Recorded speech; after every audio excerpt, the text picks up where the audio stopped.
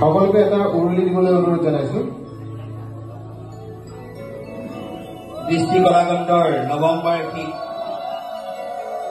বৰ্ষপূৰ্তি অনুষ্ঠানৰ মই বন্তি প্ৰজ্বলন কৰিবলৈ আগবাঢ়িছো।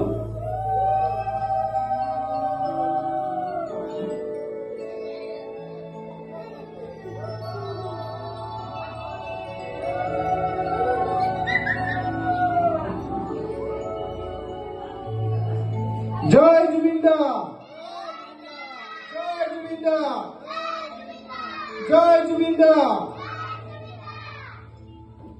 আমি সকলোৱে একগোট হৈ জুবিন দাৰ অতি সোনকালে ন্যায় পাওক তাৰে কামনা কৰিছো ভগৱানৰ ওচৰত। এতিয়া